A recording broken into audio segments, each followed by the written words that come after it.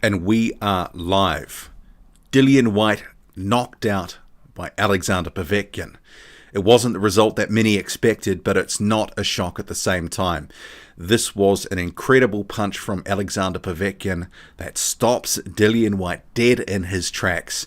He was iced by that punch, knocked out before he hit the ground. Alexander Povetkin, I'm not going to say he rolled back the clock because that was more a punch-perfect, sort of one well-placed punch. And Dillian Whyte, his title aspirations in tatters for the moment. So we've got a number of people rolling into the building at this point. I actually recorded a post-fight review, but then I was informed there was a rematch clause for this, so some of the second half of that piece that I recorded became a little bit sort of, not quite as accurate as it is. So if there is a rematch clause, I would expect that Dillian Whyte would take it. But what I want to do for the first part of this one, 100 in the building. What a end to that fight. I just want to say that was an incredible finish. I was, screaming. It's just like, whoa! It was outrageous. So Povetkin, who looked for the most part in this fight, all of his 40 years old, the hand speed had diminished. Dillian Whyte was starting to get the better of him, dropped Povetkin twice in the fourth round. The second knockdown looked a bit heavier than the first, and it started to look like Dillian Whyte was breaking down and going to stop Alexander Povetkin eventually. But against the run of the action, Alexander Povetkin closes the show. He was out cold. Dillian Whyte knocked out, and the WBC mandatory becomes Alexander Povetkin's. Povetkin becomes the WBC interim champion. He wins the diamond belt. That was a performance from Alexander Povetkin that wasn't a complete shock because I always saw this as a 60-40 fight. We'd said in the build-up, and in my 10 things to watch for preview, I said Dillian Whyte was a vulnerable fighter to some extent. He had been had some shaky moments in some previous fights, and was this going to be a step too far? This fight was not without risk, and obviously Povetkin clipped the ticket, and Dillian Whyte, he's had other opportunities for a title shot, didn't take them. He's put his lot in with the WBC, and to some extent it's backfired. But this is boxing after all. That whole mantra of one punch can change a fight, we just saw it again. It's totally changed the outcome of both's career. But Povetkin, I didn't expect to see him back towards a title fight or in a position to get another title fight, but there is apparently a rematch. So this is why I've gone live for this one, because obviously I was sort of starting to hark into the Povetkin going into a title fight, etc. But if there is a rematch, well then Dillian Whyte, I expect him to take it. And you have to say, with this performance from Whyte, until the stoppage, I thought this was one of his best boxing performances that I'd seen. He was looking very patient, very disciplined. He didn't look as sloppy as he has in some other fights, but he was all right until he wasn't, until Povetkin landed that bomb and completely separated him from his senses to get the win there. So for the people that put money on Alexander Povetkin, well done you, because the odds were quite long. And I think I was hearing yesterday it was about $6 or $7 for each dollar that you put on a Povetkin knockout. So it was clear that the value was there on Povetkin. But I think most people considered Dillian Whyte, the younger, fresher man, was going to wear down and sort of grind out either a decision or maybe even a stoppage against Povetkin. And it was the script was going according to plan. And I thought Whyte, for the most part, looked decent. But Alexander Povetkin, it has to be said, at times in there, he was looking a bit slow. The hand speed had diminished. But, one punch changed the course of the fight, the course of the night, the course of their careers. So Dillian Whyte takes another L, knocked out brutally by Alexander Povetkin. And that what next question, I'd expect that Dillian Whyte will take the rematch, because obviously if there is a clause and he sort of lets it go and he doesn't fight, it's a longer way back. And obviously it builds a much better rematch in terms of the interest, because Povetkin, against the run of play, against expectation, has got the win here. I didn't think he looked great in this fight, Povetkin, but he did the job. So Dillian Whyte, there had been questions, fans discussing this, and not just recent sort of days or weeks, but months. Where was he sort of in the context of the heavyweight division? Was he on the level of Joshua Fury, or was he back with the pack, with the likes of Povetkin, Hunter, Ortiz, Parker, those sorts of names? And I think that's been answered. He is a vulnerable fighter after all. A lot of these heavyweights are, but this was against it really was sort of out of nowhere, but it was a magnificent shot, and Whyte's senses were separated at that point, and he was iced. And he was down for a bit, and I was a little bit concerned, but you saw him up about a minute or so up after the fight. But Alexander Povetkin, wow. That was an incredible ending to a fight. Heavyweight boxing wins again. It truly did. Because, that whole sort of cliche, any heavyweight can knock out any heavyweight. And I've been hearing David Higgins say that about, potential opponents for Joseph Parker. But, they seem more like mismatches. But this one here, this was 2 top heavyweights, 2 top 10s. There was divisional relevance, the WBC mandatory, the interim title, the diamond belt on the line. Seemingly a 60-40 fight. Whyte starting to get control of the fight, but then taken out in brutal fashion. What did you make of this effort? I'm going to get to the chat now. But I actually thought Whyte, I'll just reiterate again, before he got knocked out, I thought he was boxing pretty well. He was more patient. He was actually landing some brutal shots. He dropped Povetkin, but Povetkin's powers of recovery, even his punch resistance certainly is still a question. Even though he got the win, I thought the punch resistance is a question. The hand speed, Whyte was seeing a lot of what was coming. It wasn't certainly prime Povetkin. And I guess people will draw the comparison, Dillian Whyte and, others that he's fought. It was a good performance by Whyte, but in a losing effort. And clearly he will be heartbroken, I'm sure, because he risked this, put everything on the line again for more pay-per-view money, and it's gone against him. So I'll get to the chat here. So drop some comments and questions. I see the chat is moving thick and fast. Interested on your thoughts of this fight. So Tasty Gravy says, never sleep on old fighters. They have great heart and will find a way. And I did hear Alexander Povetkin in the post-fight interview saying he had sort of practiced that sequence where with this sort of knockout punch where he sort of slipped down to the left and came up with that uppercut. He said he had seen some vulnerability from Whyte when he's missing some shots. He talked about uppercuts on the left and the right, and he said he had practiced, and this was a sequence he had been working on in training. So a choreographed move that pays results, a big dividend here. So Alexander Povetkin, that was a pretty special punch, and people are going to be talking about this for some time, raking over the coals of this performance. And I'm sure there is going to be some anti-Dillian Whyte people who will really be going in on Whyte and some of what he's done in terms of the management of his career. The whole sort of 1,000 days and, going with the WBC where he could have taken other options. It's an open question now. Should he have just taken that title shot 18 months ago, back for April 2019? You can certainly say that he probably should have. So 345 in the building. Smash that like button, please, on the way in or the way out, as it were. Getting back to the chat here. So the Flying Pan Man says, Fury will beat Wilder, beat AJ and retire. Whyte won't get a chance to fight a WBC champion now, but maybe a vacant belt. Well, apparently he does have a rematch, so I'm sure that he will look to exercise that. But obviously, for the rematch, he knows that he can be hurt. He can be taken out by Alexander Povetkin.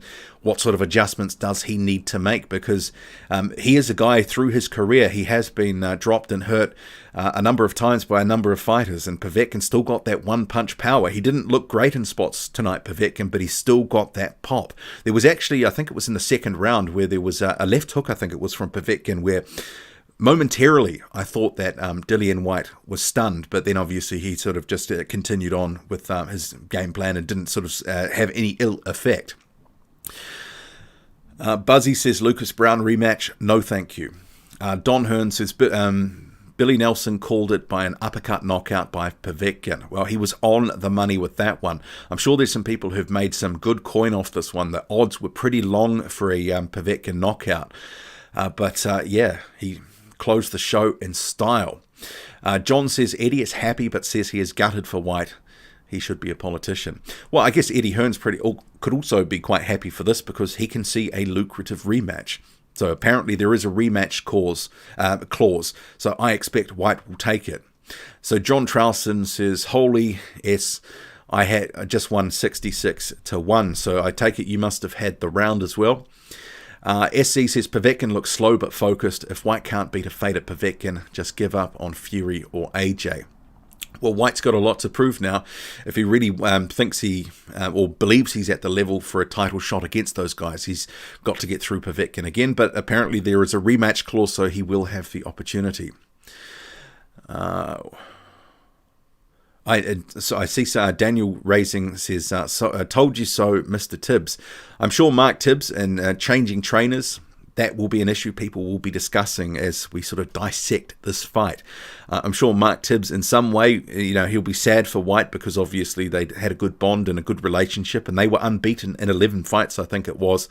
But in another way, there will be the questions about should he have left. I believe that Whyte, and I mentioned in my failed video that I had to sort of can and go live with, I mentioned in that, and previously I have as before, I think Whyte would have taken a more safety-first approach. I think against the guys like Oscar Rivas and Derek Chisora, you saw him using movement more on his back foot. He didn't necessarily look that comfortable doing so, but he was managing the range better against guys that were smaller and, explosive punches. At times here in this fight, you saw him holding his feet for long periods.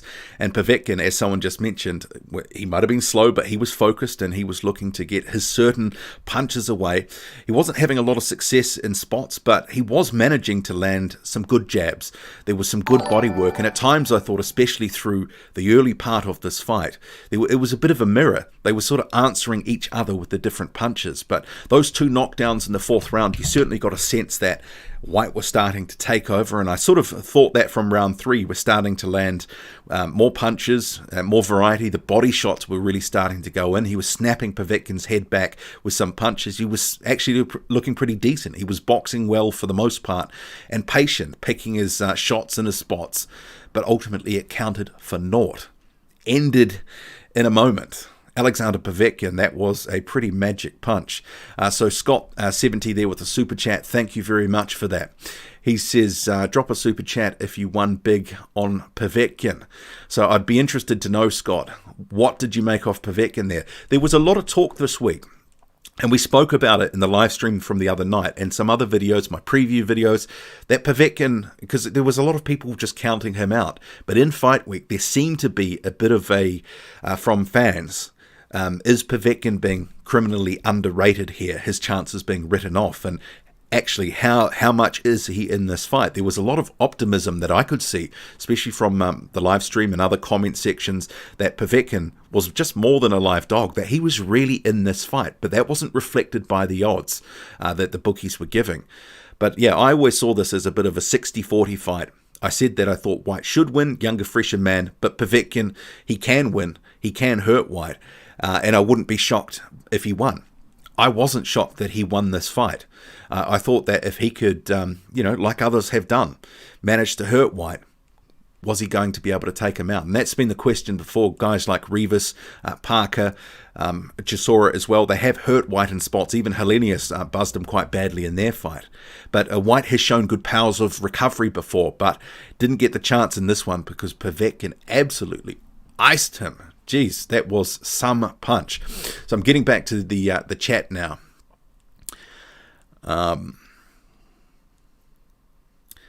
Derek says that the money on Povetkin was a madness. Yeah. I mean, 3-1 just for a win, then that wasn't method of victory. That seemed awfully wide for a fight that I think a lot of people, there were some people just completely writing off Povetkin, but I think some of that was down to because they don't like Whyte. So they were saying, look, he's bringing in another older fighter, bringing up the Marius Wok, it's another 40-year-old. This is something that he should sort of canter here. But I think for those who are really watching closely and have followed Povetkin, that he is still in a fight. Michael Hunter fight proved he can still compete at a good level.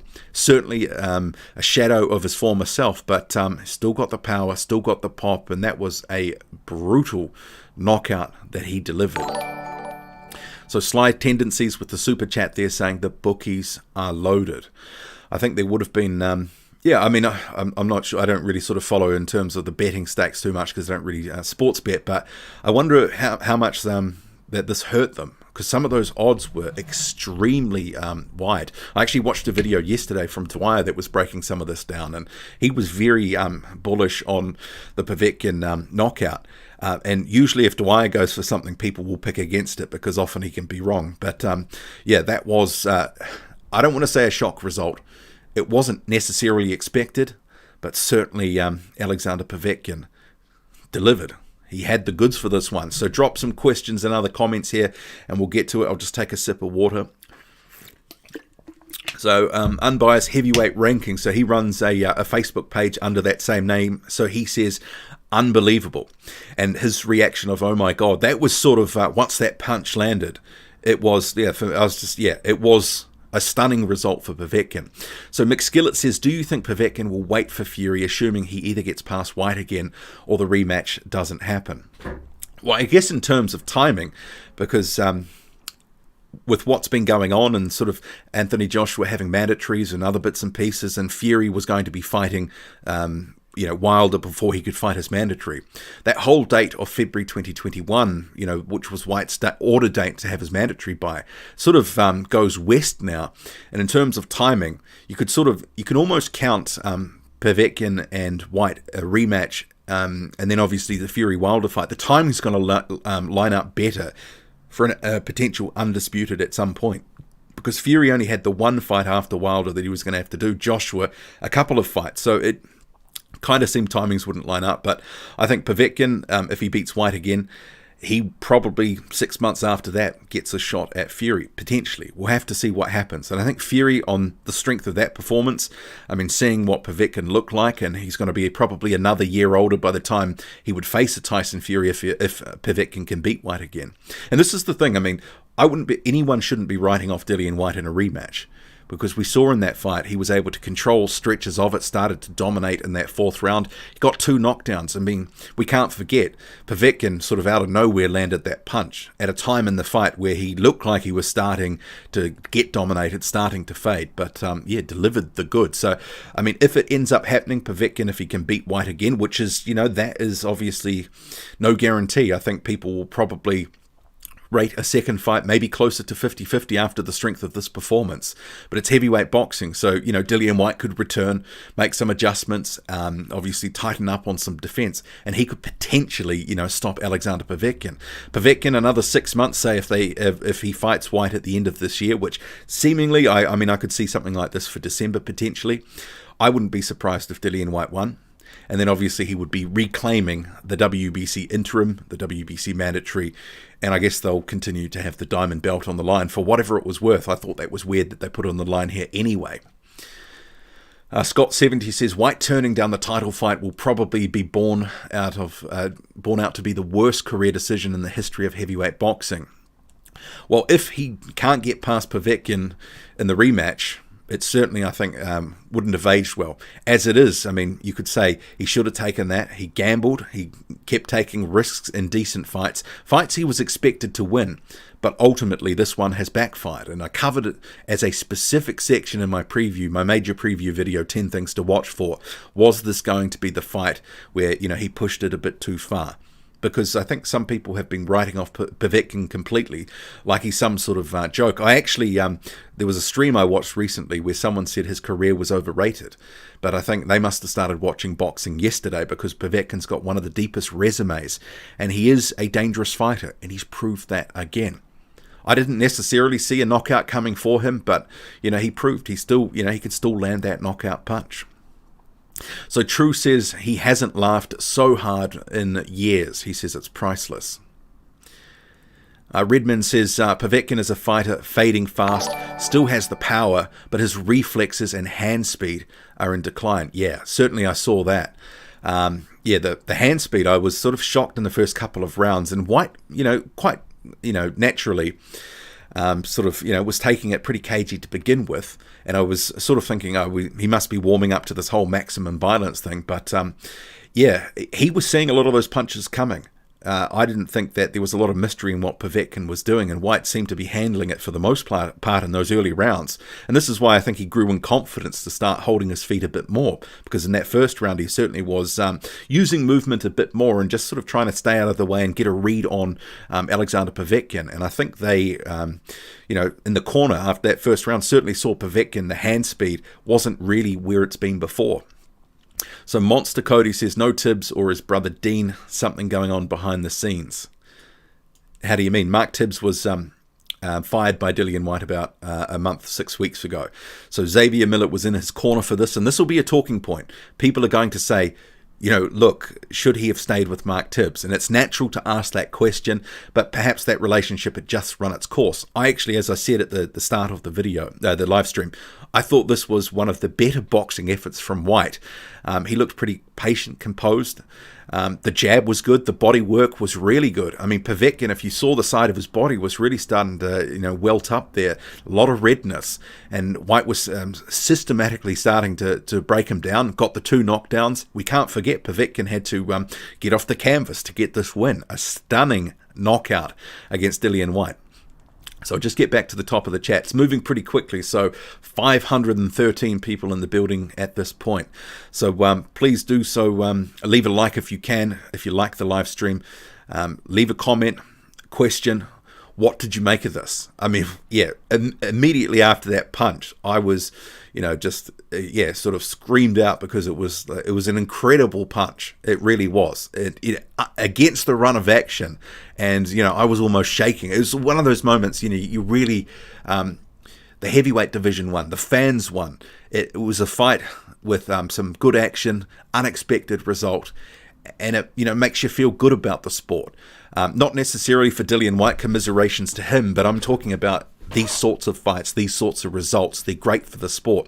This is a performance by Povetkin and a highlight by Povetkin that's going to be going all around the place. It's a good advert for the sport. So Miroslav says, come on, man, that was low blows, no body work from Whyte. I think that's probably minimizing some of the work from Whyte, because there was a couple that strayed low, and Povetkin did sort of object at one point, but there was some very good body work.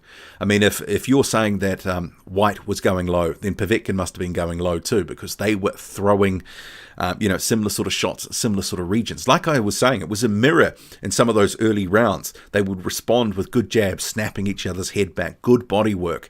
And you could see visibly, I think it was the second or third round, there was a body shot that Dillian Whyte landed right on the money, and Povetkin sort of hunching over. So unbiased heavyweight rankings and news says his $20 was on a draw. I like the odds and payout. Special K says this was no surprise for any Povetkin fan. This was always a 50-50 fight in my opinion. Povetkin has always had skill and power, but Sasha looked slow tonight. Yeah, he did. The hand speed, he's definitely lost a step even from the Michael Hunter fight, but still enough in the tank to get the job done.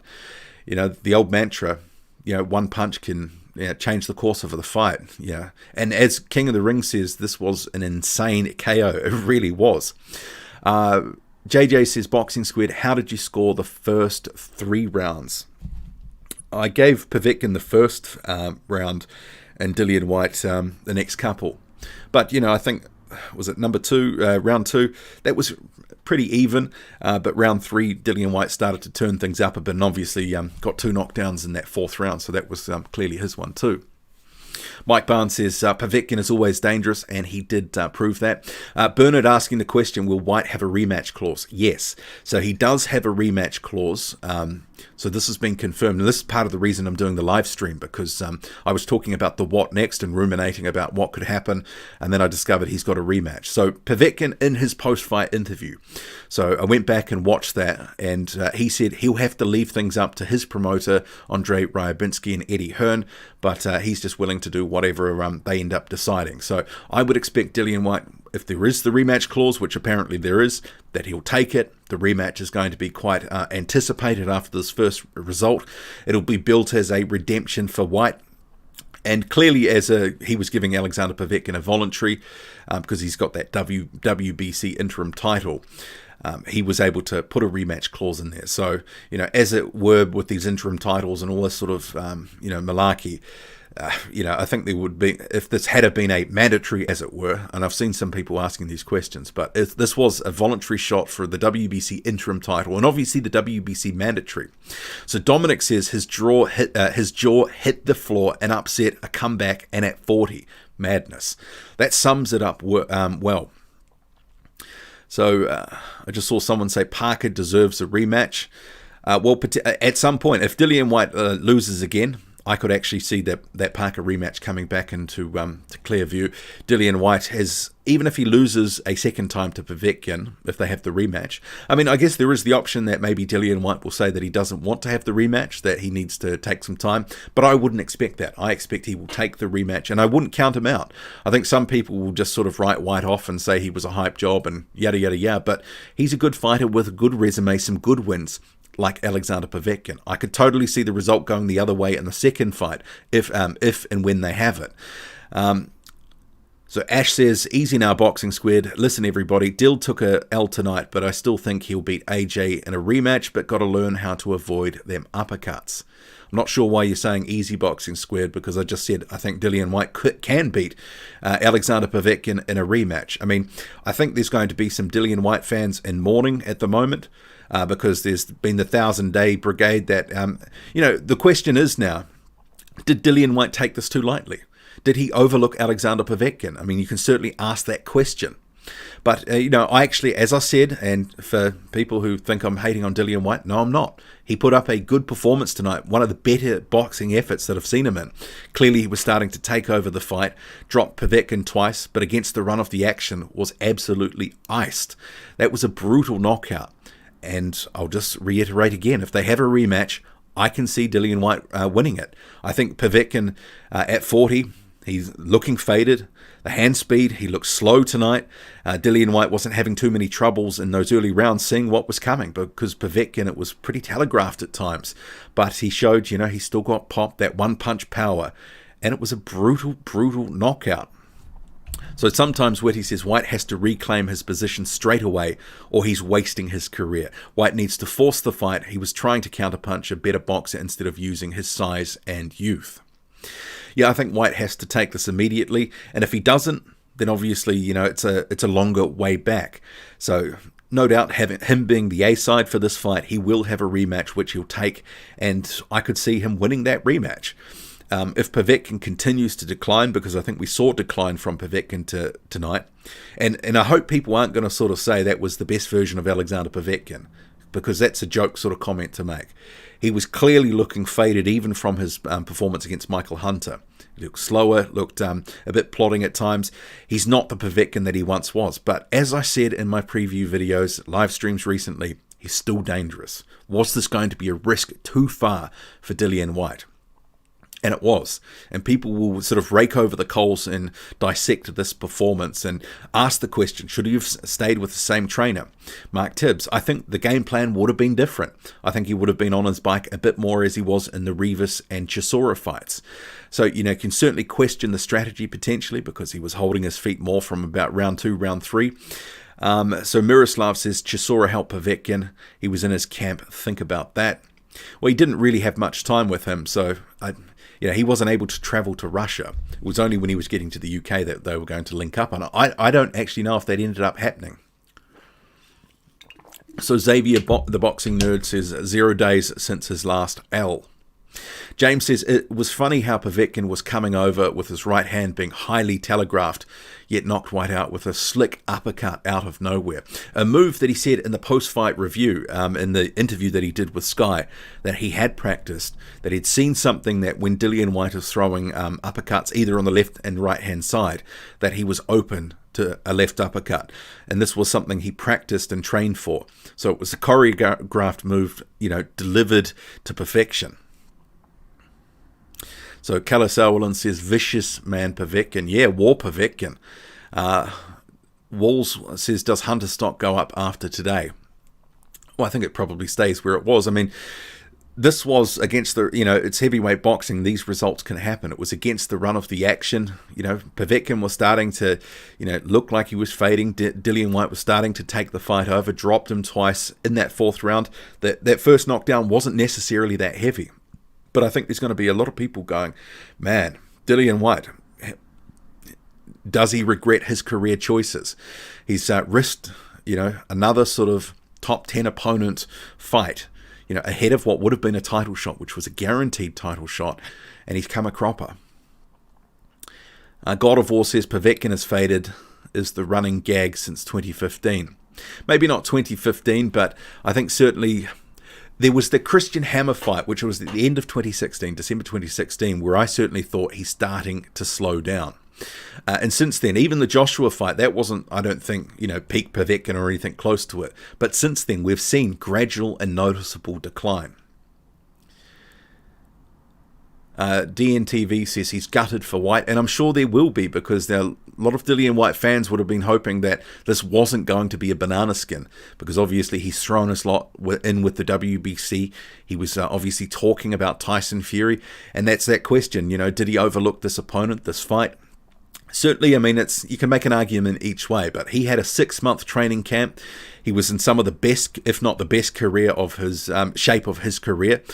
And I thought the boxing performance, it was more polished than usual. There wasn't some of the, ragged sort of overbalancing type stuff. He was patient, picking his spots, good body work. The jab was good. It was sort of snapping Povetkin's head back at times. And he was starting to break down Povetkin and hurt him, dropped him twice. But these things happen. So King of the Ring says, squared, we are seeing a sign that Dillian Whyte is prone to dropping from uppercuts.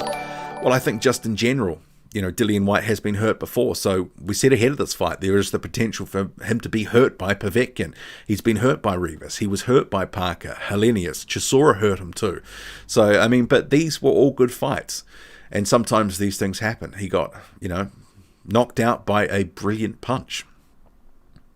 So Unger says, if you don't think Povetkin is faded, you obviously didn't see prime Povetkin. Yeah, agree with that. Even from December last year, from the Hunter fight, it was clear to see that he slowed down some. And for the rematch, I'm sure he might slow down a bit more. But, he's shown he can hurt Whyte. He's always going to be in a fight with his power. He landed some nice combinations at time. He was looking for that, overhand right, where he sort of dips down to the left, but then comes with the right. You think he's going to throw a left hook or an uppercut or something like that. He does disguise some of his power punches very well.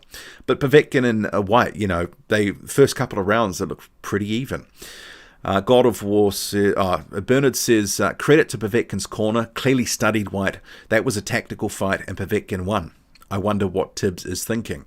He's probably thinking that he would have done things a bit differently. Because to begin with, Whyte was quite cautious and cagey. But I think we would have seen under Tibbs more of the sort of Rivas and Chisora 2 strategy, probably trying to sap Povetkin a bit more, because Whyte was really starting to hold his feet and trade with him from about the second or third round onward. And it was paying results. He had good dividends in round 4. Landed some nice left hooks, and there was that left uppercut that dropped Povetkin sort of close to the bell at round 4. But clearly this was a fight that ultimately Povetkin, against the run of action, got a spectacular knockout. So MMA Champ Commentary says Whyte is not ever getting a title shot. I'm not sure about that. I mean, if he beats Povetkin in a rematch, he's right there with the WBC mandatory to fight the winner of Deontay Wilder and Tyson Fury in their trilogy match. And ultimately, time-wise, because Whyte would have been pushing to have his title shot by that date of February 2021, as the WBC has directed, for the WBC, for Tyson Fury and Deontay Wilder and all that sort of stuff, the pressure is now off them to actually sort of have the fight this year. I think there would have been some more pressure coming in from all angles to have this fight this year because of the impending fight with Whyte, which was ordered for early next year. But some of that issue just sort of dissipates a bit because Whyte's probably going to be fighting Povetkin either later this year or early next. It's, I think they will have it in December if they schedule a rematch, and they will build this into, this is a redemption fight from Whyte. He will probably still believe he's got a great chance to win a rematch with Alexander Povetkin, and I think he does. We saw that he was boxing well. He could hurt Povetkin, he could drop him, but he got caught by a brilliant punch.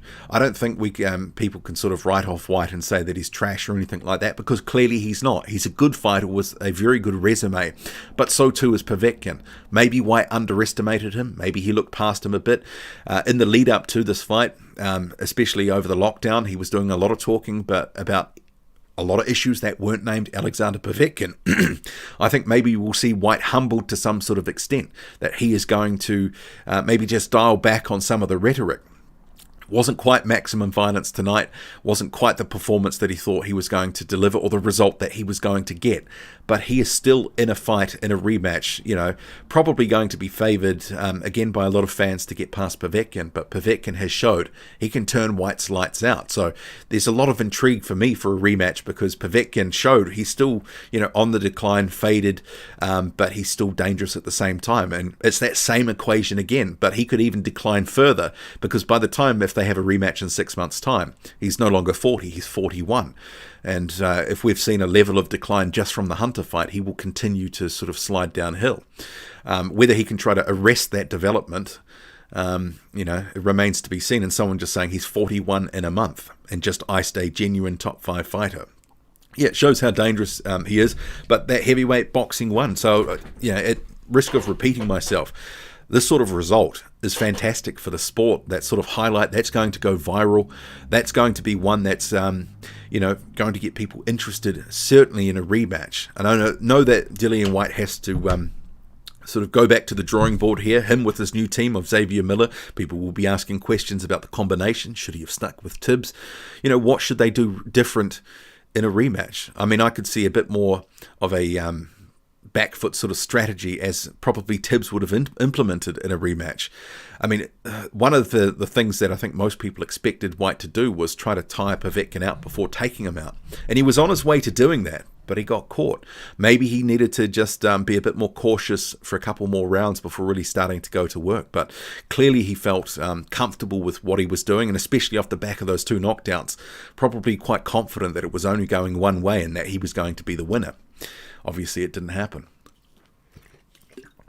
And Moore says that sneaky uppercut came out of nowhere. Certainly did. That was an incredible punch. So Crazy D3 with the super chat, appreciate that. He says Wilder versus Whyte redemption fight. Now I think Whyte will certainly go for the rematch. He will back himself in a rematch to beat Povetkin. But I'm sure after that, Povetkin's going to be feeling pretty good about his chances in the rematch too. And it makes it an intriguing rematch. You can build a redemption story, all that sort of stuff. Callis Alden says his new trainer didn't say a lot. There'll be a lot of people that'll be going in on Whyte and Miller. Obviously, that combination, it's new. Whyte left a winning combination with Mark Tibbs, an 11-0 run, and then all of a sudden he's come a cropper. So Cameron says Parker could learn a lot from Povetkin, not afraid to take risks and get in close. That's where these shots come from, not from the outside all the time. Take note, Parker. Well, Parker's not a great inside fighter. He is a guy that's more of a sort of stick and move type guy. He's never been great on the inside, and this is why when people talk about the Joshua and Parker fight, sure, the referee was breaking them up prematurely. But a lot of times when Parker works on the inside, he just falls in. He sort of, doesn't really work. Might throw 1 or 2 to the body, but he doesn't look for those sort of shots often enough, like Povetkin did. Stranginess says, I just feel like Whyte was too tentative. Povetkin knew the uppercut was his kryptonite tonight. Well, and certainly he didn't throw it too much in those early rounds. He waited for the opportunity and he found it. Because I think Whyte probably would have been expecting, because Povetkin sort of slipped down to his left, sort of that ducking down move that he does where he often sort of follows up with the right, the overhand right.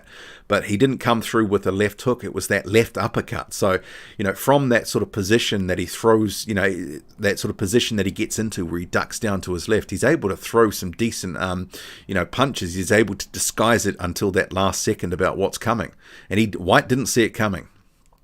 So Unger says, I saw a lot of improvement in Whyte. I think he'll stay with Miller. Yeah, I don't think Whyte will be sort of throwing the baby out with the bathwater. I think they will look at this performance. They will really sort of go through it round by round. I mean, sure, there's always things that they can sort of, they'll look at and think, maybe I could have done this better. But I thought, his performance overall was better. He looked a much sort of slicker boxer than he has in other performances, where he can often look a bit wild and ragged. There wasn't a lot of those balance issues and those things where he sort of looks a bit novice-y when he can, throw a punch and then all of a sudden he's, throwing himself, 2 feet across the ring because of the momentum. You didn't really see that. The jab looked good. The body work as usual. I mean, he was coming to the body and head, really well. So sometimes these things happen. That was a great shot by Povetkin, and he iced him. It really was an incredible punch against the run of the action, and I didn't expect it. It literally came out of nowhere. And what a fantastic knockout. Probably the crowning moment so far of Alexander Povetkin's career. Brian says Whyte will be the new Chisora, always on the fringe of big fights before settling into being a journeyman. I'm not sure that's quite fair, because he's got wins over Chisora a couple. That first one certainly was debatable. But Rivas, he's got wins over Joseph Parker, Robert Helenius, also Marius Fuck. I mean, how much credit we can give him for that one is, unclear. But the thing is, though, Chisora has been a nearly man. He's lost most of the sort of, top 20 type opponent fights that he's had. Dillian Whyte's won all but 2 of them. He's actually got a decent resume. I think he is probably at this stage a cut above Chisora. Perm says Povetkin, Whyte on the undercard of AJ versus Pulev. Now, they'll want to milk this for all it's worth. It'll be a pay-per-view again. They will, Dillian Whyte is a pay-per-view fighter on Sky and with Matchroom. They will want to really sort of squeeze this for all it's worth. Redemption story, and I'm sure you'll have Adam Smith cheerleading and all sorts of stuff in the build up to the second fight. Turtle says people just comparing Whyte to Chisora because they're both black. Respect Whyte. I'm not sure it's necessarily that. I mean, that first fight back in 2016, very, that sort of in the phone booth type fight, people sort of thought that they were on basically the same sort of level back then. But I think people underestimate how Whyte has developed in recent years. He's got better, and you have to give him credit for, even though he's been hurt and in different fights, dropped, all that sort of stuff, he's come back to win. So I think that it's unfair to people to say, I just see someone said that Whyte is finished. That's not the case. I think he will, fancy his chances in the rematch. And Spadge says, Hearn loving it, pay-per-view rematch, and clears the path for AJ Fury. Well, I'm not sure it clears the path for Joshua and Fury, because Joshua's still got Pulev, and then he's got Alexander Usyk. Those guys are not stepping aside. I mean, I guess for Fury, it sort of gets a bit more breathing space in terms of when they have to hold Wilder and Fury 3. I mean, I think for Bob Arum, he's probably thinking, well, I could have this in 2021 now and hope for a crowd.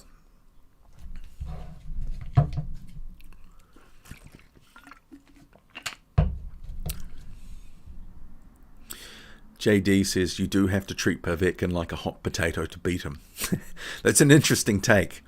So Colin says Whyte isn't finished, but he's a catnip for a good counterpuncher, in my opinion. Well, yeah, I mean, he's obviously been caught a number of times now, down and hurt. A lot of these guys like Whyte are vulnerable fighters, but yeah, I guess it begs the question with some of this too. Is Whyte, on the level that he thinks he is? He believes that he's a top 3 fighter. He believes he deserves to be on that level of Joshua, Fury, etc. But is he part of the pack? Did Povetkin show Dillian Whyte's sort of true level, that he's a good top 5 to top 10 guy, but maybe he's not quite elite? And certainly ask those questions. What do you make of that? King of the Ring says, how much do you think this will change heavyweight boxing, and do you still think the Boogeyman title still stands? What Boogeyman title? I don't think anyone who's been following the division will know that Dillian Whyte wasn't a boogeyman or being avoided. I mean, he's turned down opportunities. He's had opportunities. He's had a very carefully managed career, which he's made certain choices. So R-Kid says, you're only 3 fights away from a title at heavyweight. Well, in this case, it's 1 fight, because if he beats Alexander Povetkin in the rematch, he gets the WBC mandatory back and he's right back in position. I mean, that's just how easy it could be. So the chat is moving fast, so I'm just sort of coming down to the bottom now. So if I do miss your comment, it's just there's so many of them. So Kevin says, Whyte can't take a heavy punch. Well, I think he has taken punches before, but, obviously the defense, sometimes he can be found wanting. He can be hurt, and obviously he can be taken out. But, that's heavyweight boxing all over. There's not too many guys that you can sort of say can't be knocked out. So Matt says, Michael Unger called a Povetkin KO. What weaknesses has he seen in Whyte? Well, Povetkin spoke about that in the post interview, talking about he saw that he had some deficiencies after he throws uppercuts. He was vulnerable on the left and the right side. So he was training for that punch that he delivered, the knockout punch. He was actually working on that in the gym. So JM84 says Ruiz would destroy him. Well, even ahead of this fight, I've said that I think Andy Ruiz Jr. probably beats Dillian Whyte. I like that style matchup for Andy Ruiz Jr. because he's a front foot counterpuncher. He'd be looking for those opportunities like Povetkin was, and Andy Ruiz with his hand speed. It's going to land something. But, there's a lot of guys, and I guess Ruiz, we've sort of forgotten about him in the conversation of top 10 fighters, in that sort of chasing pack where if they all get in the ring together and had a round robin and actually had some of the fights we'd like to see, there's guys going to be taking losses and guys getting unexpected wins. I think there would be, the scope for a lot of sort of win-losses. But because boxing is so, protecting an O or protecting one loss for 3 years before another title shot, we don't get a lot of the fights that we want. And even though this was seen as a 60-40, it was always going to be a competitive fight. Povetkin, even at 40, is dangerous, and he proved it. So Mku says, I called it, but I said a KO round 3, not 5. Whoever thinks Povetkin has done doesn't know boxing for me, but it was his attitude that won it for him tonight and Whyte's lack of respect for him. I mean, maybe there's an argument that he overlooked him to some extent, but you can also argue the other way and say this is one of the best training camps that Whyte has had in terms of getting himself in the sort of shape that he needs to be in to fight at the top level against guys like Alexander Povetkin.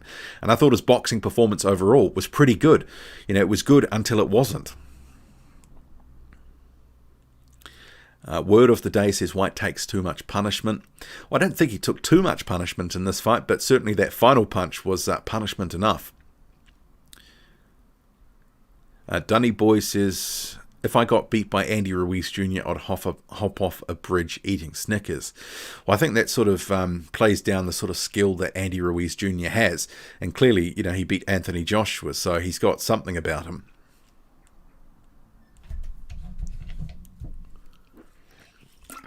So Unger raising a good point here. He's saying he's not convinced that Whyte takes the immediate rematch. It takes a lot to recover from being sparked so hellaciously.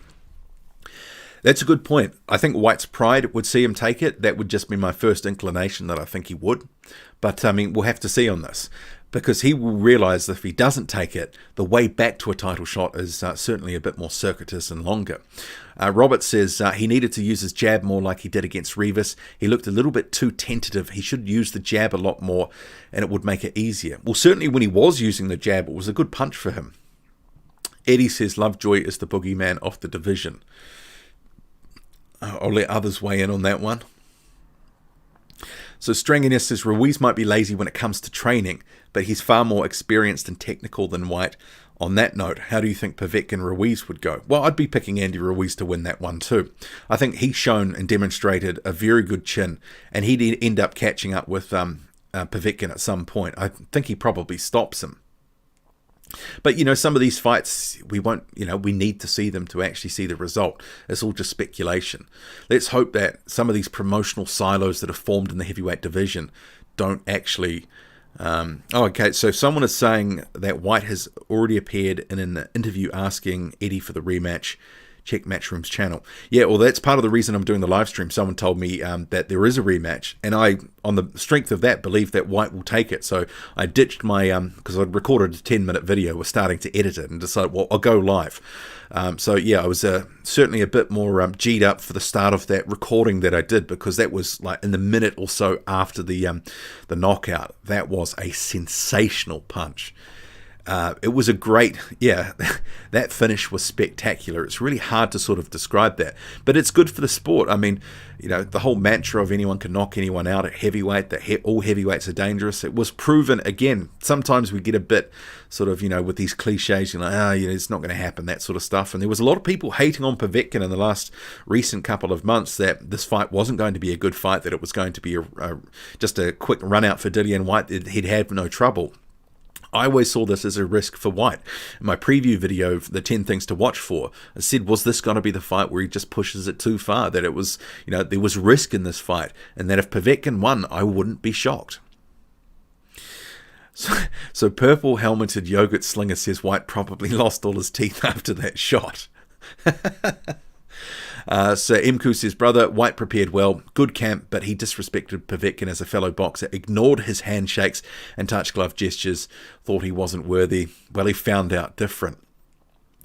AA Boxing and Blunt says Usyk versus Chisora and AJ versus Pulev will be first, pay-per-view first, so probably be February 2021. David says, I hope this will stop people saying that Usyk is too small. Well, I definitely don't think that he's got the one-punch power that Povetkin's got, but on the skill level, he's got the ability to beat these guys, these 6'5", 6'7" guys. He's going to have to come up with good game plans, though, because if they're working, at range with, a significant reach advantage, it does sort of, nullify some of what he can do. But, he's going to be a hard out for anyone. Adam says Whyte will be a little more tentative in the second, which I don't think will help him. He needs to work off a double or triple jab. Well, I'm sure in the examination of this loss, they will be raking over everything for a winning game plan for a second fight. So, as someone just said, that he is going to be having the rematch. He's asked Eddie Hearn for it. The rematch was in the contract. We've got Big Boys Boxing in the house saying, I'm wondering if Whyte's chin is gone now. That's 2 times he's been clean sparked out. Well, I guess that's a question. His punch resistance. He's adding to the list now of the times that he's been hurt in a fight. Robert Helenius rocked him in their fight. Obviously, Parker dropped him in the 12th round. Some of that due to exhaustion, but he still found the canvas. Oscar Rivas with the flash knockdown. Alexander Povetkin sparking him out, as did Anthony Joshua. So Moore says, only fanboys or casuals dumb enough to rubbish Povetkin. Kevin says, found out different. Oh, the humility. Well, and that's going to be part of, I guess, the rebuild or the build-up to a potential second fight with Povetkin. Is Dillian Whyte, who has been super cocky in recent months, and I guess it's a decent chunk of his career, will this humble him to some extent? But I guess, will this dent his confidence? Will we see a different sort of outlook on life from Dillian Whyte?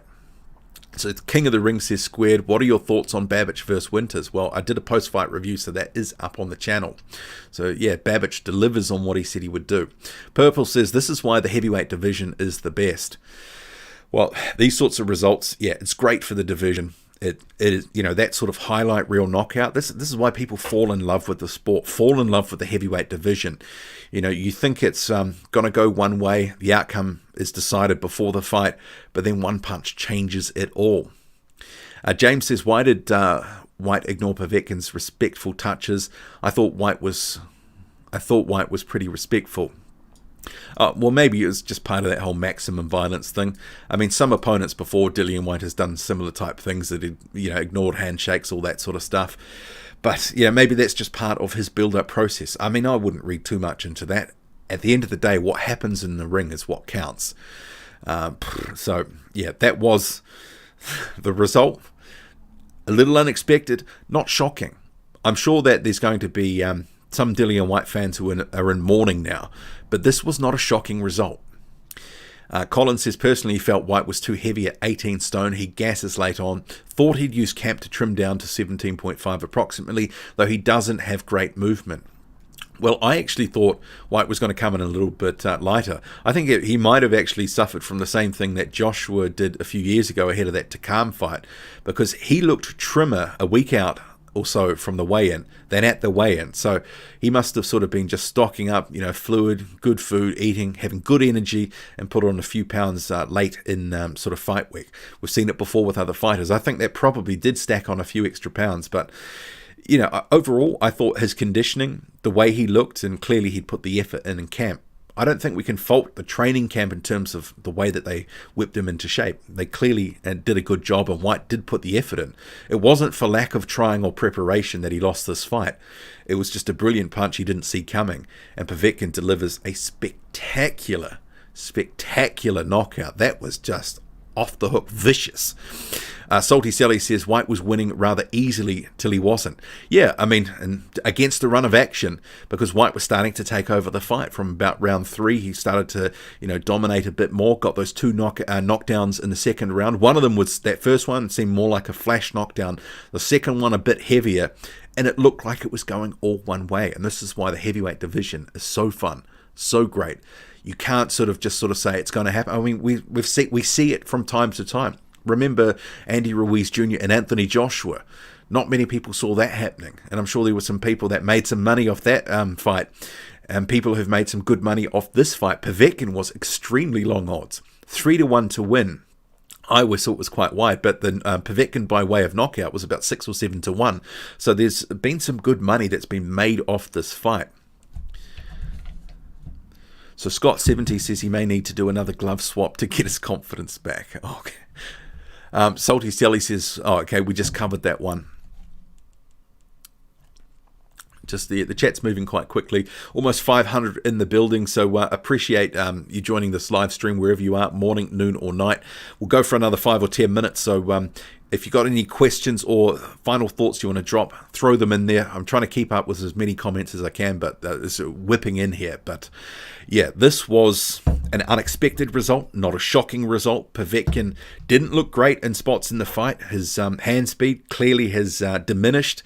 I thought he looked a little bit pedestrian at times. He was telegraphing his punches. Whyte was, relatively speaking, seeing most of what was coming until he didn't.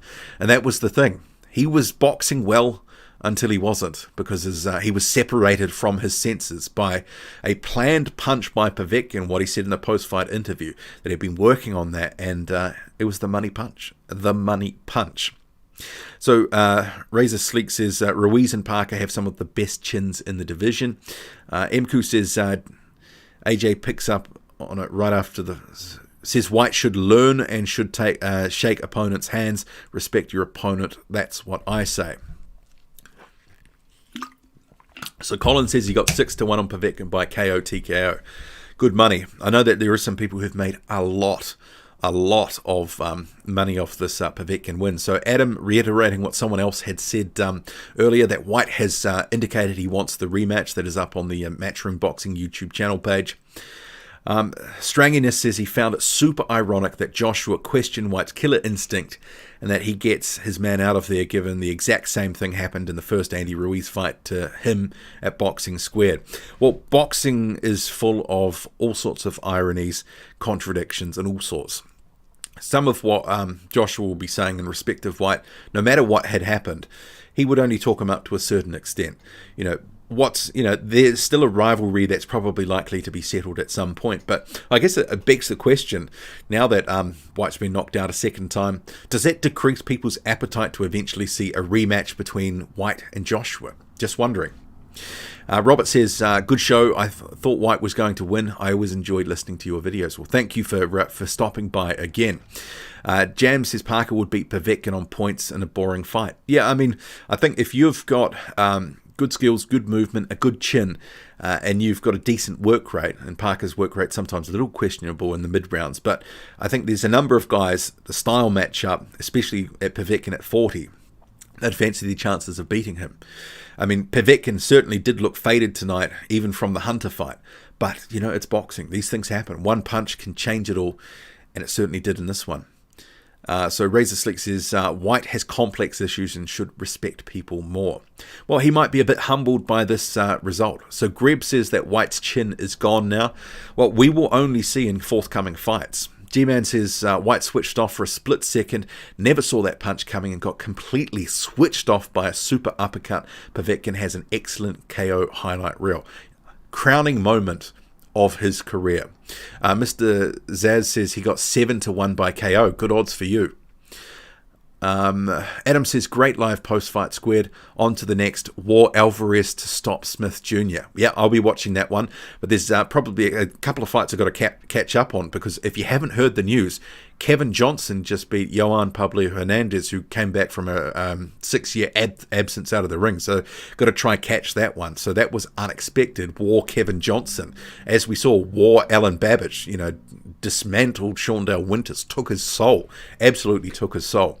You could tell Winters didn't want that one.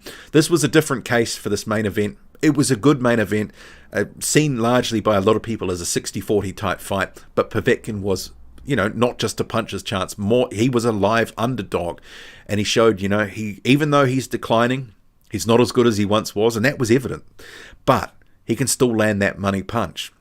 And that's one of the few KO stoppages that he's had in recent years. Hasn't had a lot of luck on the KO front, so this is why I wasn't necessarily expecting it. But if it, a lot of us had been saying ahead of this fight, when he's fresh, those sort of first 6 rounds, there's probably his best opportunity to, really hurt Whyte and make it count. And he did. And he certainly did. So we've got topheavyweights.com in the building. So great website there. He does share some of my content sometimes as well. So thank you for that. He said thought Povetkin won the Hunter fight as well. I did have that 7-5 to Povetkin. I think there's been a lot of reimagining about the result of that one. Some people making out that Hunter won it like, kind of like 9 rounds to 3 type thing. The Flying Pan Man says Whyte wins by headbutt in the Povetkin rematch. Well, that has been an effective tactic for him before. Matt says, who's your top 5 now? I'd need to think about that. I haven't done a sort of top 15 for a while now, so I'd need to think about that, because there's a lot of guys that from after about 3 or 4 are interchangeable to about, number 9 or number 10. There's a lot of guys that are on about the same level, and there'll be a lot of people sort of thinking, was Dillian Whyte sort of overhyped heading into this fight? Is he just part of that chasing pack for a title?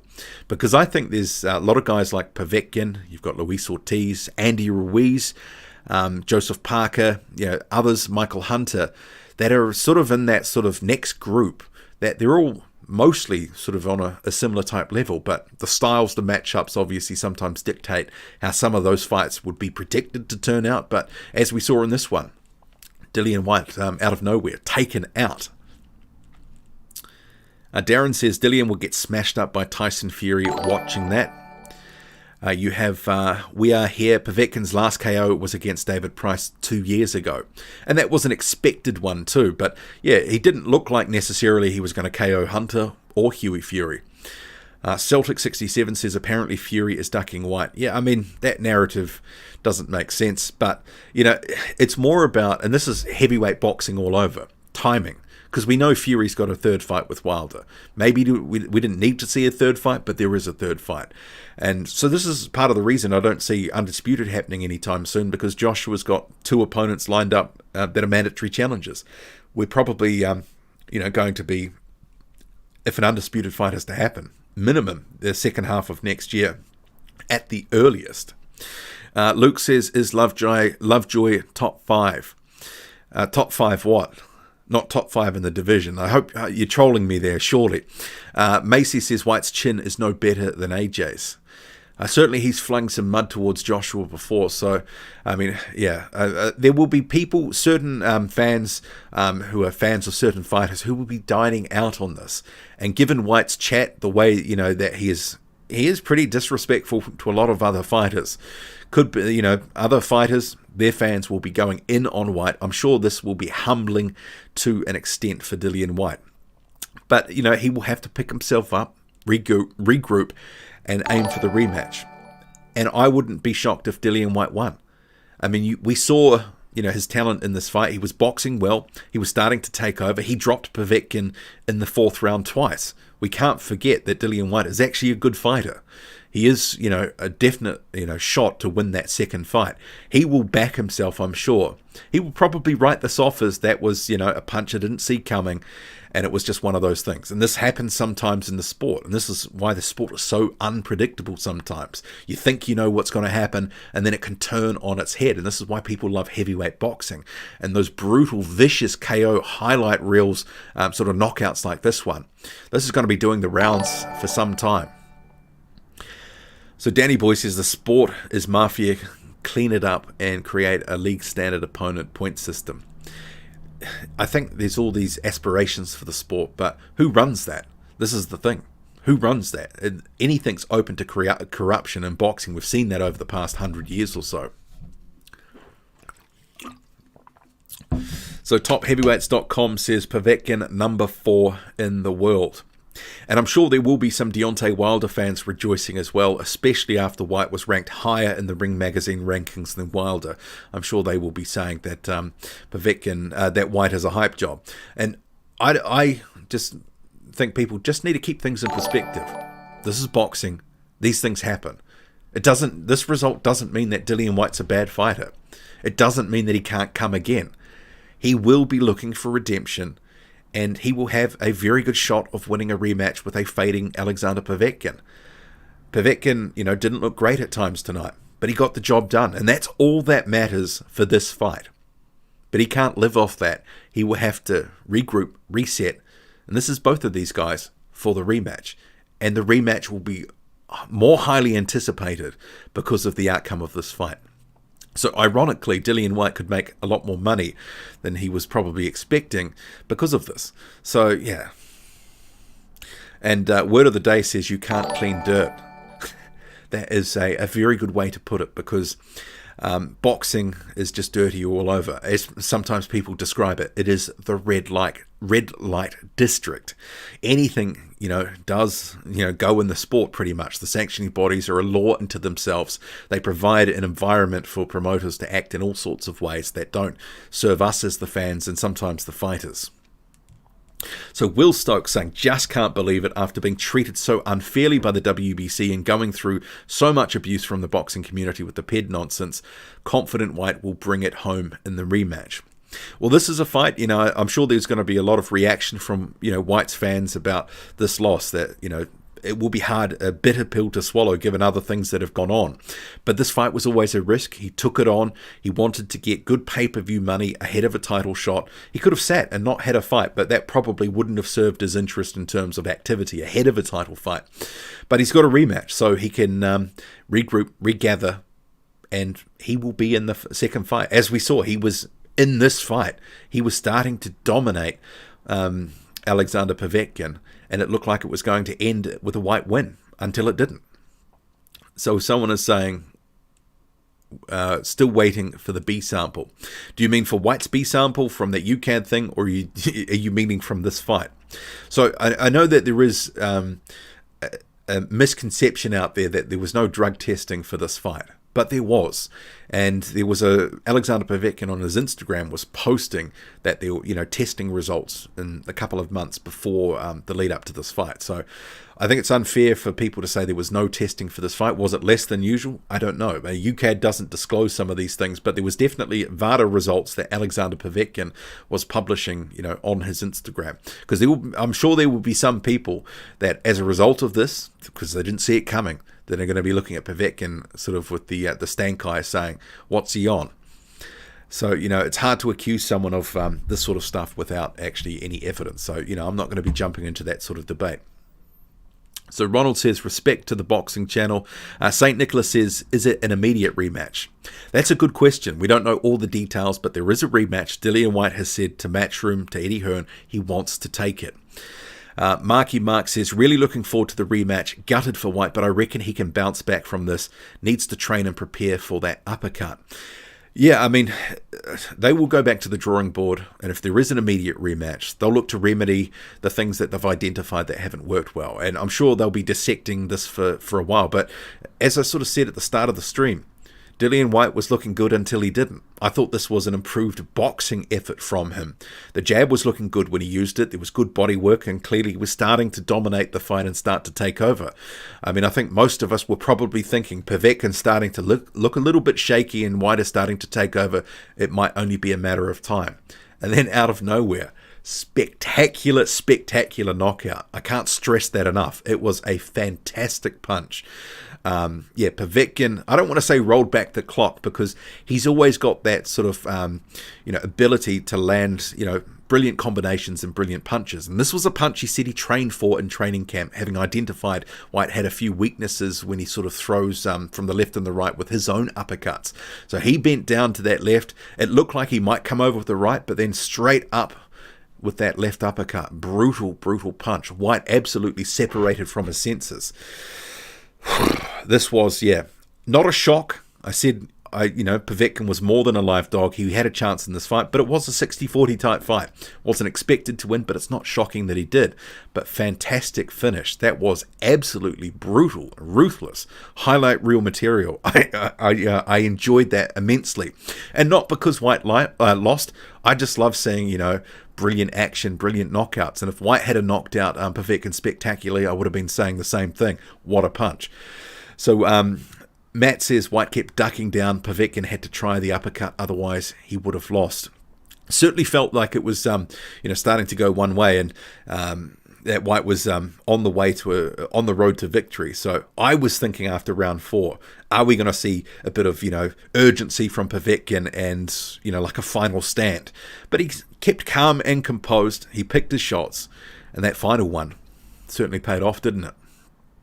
And TopHeavyweights.com says, wish we had fights like this every weekend. Yeah, I mean, this was the first sort of fight in the heavyweight division with some relevance to it since, obviously the pandemic, lockdown, yada, yada, yada. We've had a slew of just crappy fights, a lot of mismatches, stuff that we don't need to see, don't want to see. A lot of fights we're being force-fed that we'd rather just not have.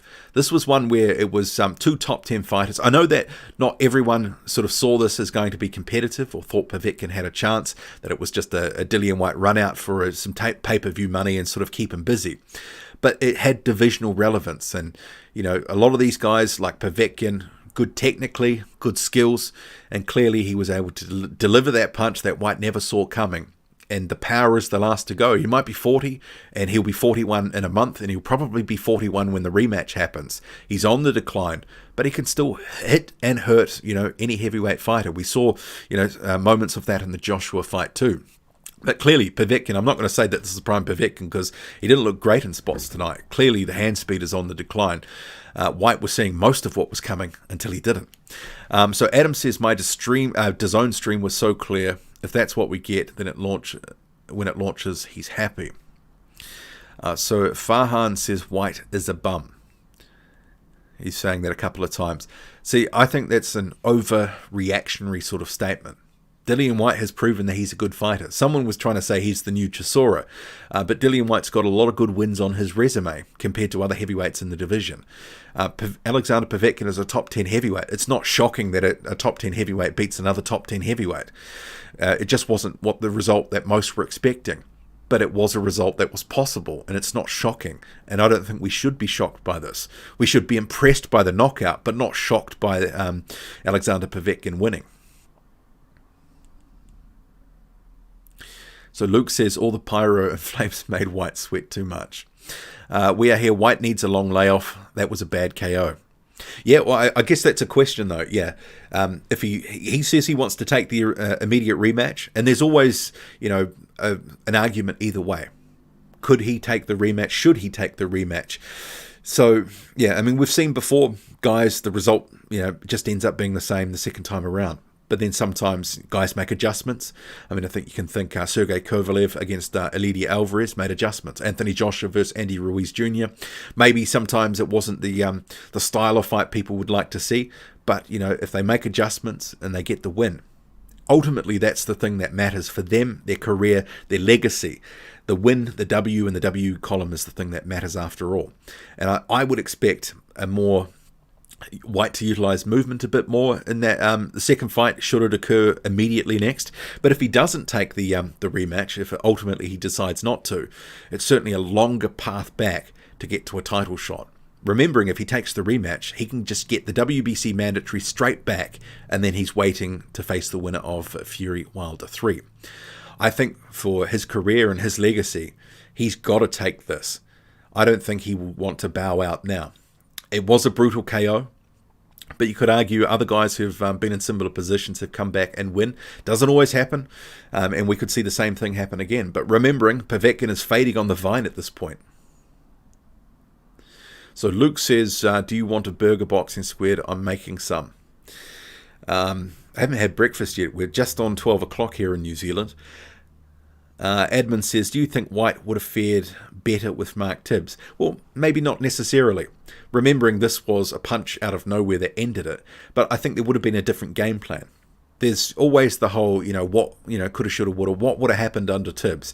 And I'm sure Mark Tibbs, to some extent, he will be sad for Dillian Whyte because, they spent a lot of time together. He will want Whyte to still do well. But he might also be silently and probably not saying this too loudly, feeling a bit vindicated that because they went on a run of 11-0. But arguably, after Joseph Parker, Povetkin was his toughest fight. Some people may say Povetkin is a tougher opponent than Joseph Parker, even at 40 years old. So this was never just a gimme. And the fact that he lost it is not shocking, but obviously the spectacular nature of the knockout was unexpected, but brilliant to watch. It was an incredible knockout. So Baz says, I think Whyte would lose against Dubois, let alone Fury or AJ right now. Well, I guess maybe Frank Warren or Daniel Dubois, those calls to fight Dillian Whyte probably just dry up for a bit. So Dunny Boy says, prove you're from New Zealand, give us a haka. Well, I am definitely from New Zealand. Yeah, often some people think I might be from Australia, and a lot of Americans or people from sort of Canada or that sort of way think that I'm from the UK, but definitely from New Zealand.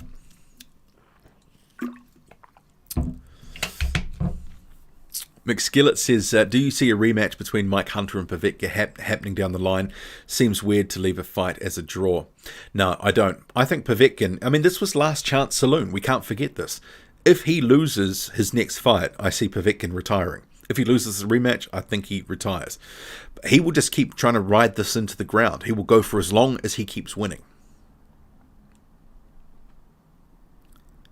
So Kento says, Povetkin studied Whyte. I don't think Whyte did his homework, and he was exposed brutally. Yeah, Povetkin, said after the fight that he had been studying Whyte. But we shouldn't be surprised by this. Their teams have been analysing each other for months, coming up with game plans and, what's going to work and what they expect is going to be good for them in terms of the strategy, the fight strategy that they're going to implement. I wouldn't say exposed. It was, a brilliantly delivered punch Whyte never saw coming.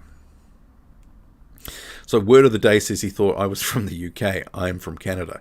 No, definitely from New Zealand. Luke Holmes says burgers on the house for everyone. Storm says Whyte studied Povetkin, but it looked at his old fights in his prime. Should have been looking at Povetkin as an older fighter. Yeah, I heard Whyte sort of talking about fights. I think it was Eddie Chambers, and there was another back sort of 10, 12 years ago. He probably would have been more sort of advised to, and I'm sure they did to an extent too. Maybe Whyte was just sort of boasting with this level of research that they'd done. I'm sure they looked at the Hunter fight, the Huey Fury fight, the David Price fight. I'm sure they did. So Sebastian says, my fave boxing channel. Thank you for that. Appreciate that. And the notorious leg Hunter squared. Do you think Whyte beats Wilder? Well, we're probably never going to get that fight. Dunny says, word of the day. Okay, I'm not going to read that one. Okay, any final comments or thoughts? We'll wrap it up in the next couple of minutes. But an incredible knockout performance from Alexander Povetkin. This was unexpected, but not shocking. Yeah, Dillian Whyte will have to regroup, regather, pick himself up. Will he implement a different strategy? Will he throw the baby out with the bathwater and, mix up his team sort of composition again, bearing in mind he had a new trainer? I think he will hold firm. I think they will look at this as a fight in which he was starting to really dominate and probably should have won, but a punch caught him he never saw coming. And these things happen in heavyweight boxing. I think he will fancy his chances in the rematch. He will take confidence from moments in that fight. Maybe this will humble him, but it's Dillian Whyte, so possibly not. Maybe we will see a humble version of him for a while, but he will go back into the sort of swag that he displays, I believe, ahead of a rematch. And I think for his confidence, he has to do that. He will look at this as a one-punch knockout that he can rectify. I honestly believe that he's a good chance in the rematch. He was the favourite for this one. He was the younger, fresher man, and he boxed well until, obviously he was taken out. He will look at this as an opportunity to rise again. He will think he will be better in the second fight. And Povetkin will probably continue to fade. He didn't look great in spots tonight. But what did you make of this? Thank you for joining the live stream. I'll get to the last couple of comments here. Stranginess says, ask yourself this. What's worse, being KO'd by Povetkin or being whooped by Otto Wallin to the point where the fight should have been stopped via cut? Farhan says, this is what happens when you're not loyal to your trainer. I'm sure there'll be some people that will say that he might have done better as, under Mark Tibbs. And Unga says, that's why we love heavyweight boxing. That was boxing porn. Well, that highlight certainly was. Anthony says, everybody's having rematches. Top Heavyweight says, hope the finances of the fight make others start to sign deals. That's my hope too. That them having been on pay-per-view, and if this does well, I think others will be taking this as a signal to get their fight scheduled. There may be a new environment post-pandemic. I mean, we're still in the midst of it to a large extent. And if they really want to continue their careers, build on their legacies, they're going to have to get back in the ring. And if they have to leave money on the table, that might be a hard decision they have to make. So Fabio says, have a great day, BS. And on that note, I will leave you here. So thank you one and all for joining the Boxing Squared live stream. Post-fight review for Dillian Whyte. Your questions, your answers, what you thought of the fight, and obviously my own views too. So 400 in the building. If you can smash the like button on the way out, that would be much appreciated. But what a spectacular end to that fight. That was